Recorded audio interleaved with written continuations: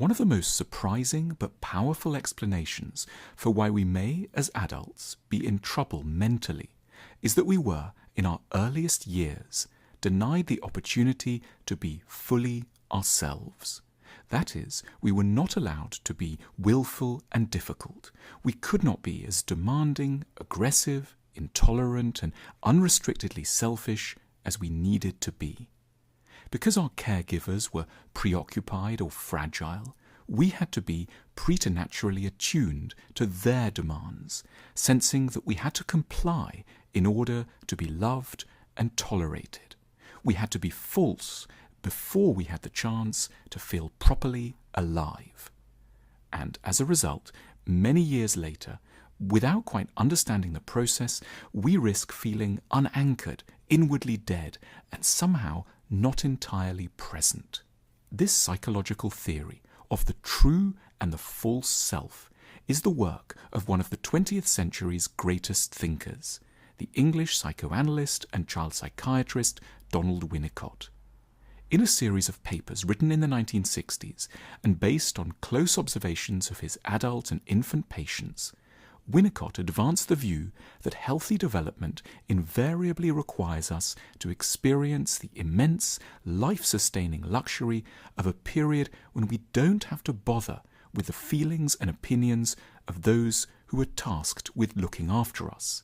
We can be wholly and without guilt our true selves, because those around us have, for a time, adapted themselves entirely to our needs and desires, however inconvenient and arduous these might be.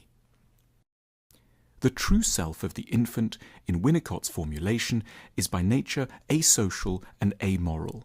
It isn't interested in the feelings of others. It isn't socialized. It screams when it needs to, even if it's the middle of the night or on a crowded train. It may be aggressive, biting, and in the eyes of a stickler for manners or a lover of hygiene, shocking and a bit disgusting. It wants to express itself where and how it wants. It can be sweet, of course, but on its own terms, not in order to charm or bargain for love. If a person is to have any sense of feeling real as an adult, then it has to have enjoyed the immense emotional privilege of being able to be true in this way, to disturb people when it wants, to kick when it's angry, to scream when it's tired, to bite when it's feeling aggressive. The true self of the child must be granted the imaginative opportunity to destroy the parent when it's in a rage, and then witness the parent surviving and enduring, which lends the child a vital and immensely reassuring sense that it's not in fact omnipotent, and that the world won't collapse simply because it sometimes wishes or fears it could.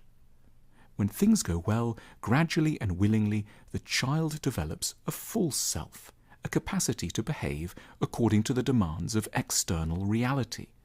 This is what enables a child to submit to the rigors of school and, as it develops into an adult, of working life as well. When we have been given the chance to be our true selves, we don't, at every occasion, need to rebel and insist on our needs. We can follow the rules, because we have, for a time, been able to ignore them entirely. In other words, Winnicott was not a thorough enemy of a false self. He understood its role well enough. He simply insisted that it belonged to health only when it had been preceded by a thorough, earlier experience of an untrammeled true self. Unfortunately, many of us have not enjoyed such an ideal start. Perhaps mother was depressed, or father was often in a rage. Maybe there was an older or younger sibling who was in a crisis and required all the attention. The result is that we will have learnt to comply far too early. We will have become obedient at the expense of our ability to feel authentically ourselves. In relationships, we may now be polite and geared to the needs of our partners, but not, for that matter, able properly to love. At work, we may be dutiful, but uncreative and unoriginal. In such circumstances, and this is its genius, psychotherapy offers us a second chance.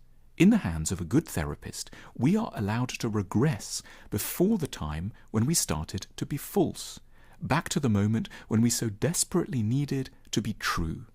In the therapist's office, safely contained by their maturity and care, we can learn once more to be real. We can be intemperate, difficult, unconcerned with anyone but ourselves, selfish, unimpressive, aggressive and shocking. And the therapist will take it, and thereby help us to experience a new sense of aliveness, which should have been there from the start.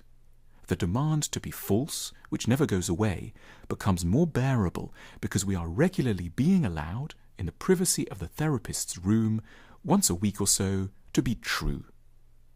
Winnicott was famously calm and generous towards his patients when they were attempting to re-find their true selves in this way. One of them smashed a favourite vase of his, another stole his money, a third shouted insults at him session after session. But Winnicott was unruffled, knowing that this was part of a journey back towards health, away from the deadly fakeness afflicting these patients in the rest of their lives. We can be grateful to Winnicott for reminding us that contentment and a feeling of reality have to pass through stages of almost limitless delinquent selfishness. There is simply no other way. We have to be true before we can be productively a bit fake. And if we have never been allowed, then our sickness and depression is there to remind us that we need to take a step back. And therapy is there to allow us to do so.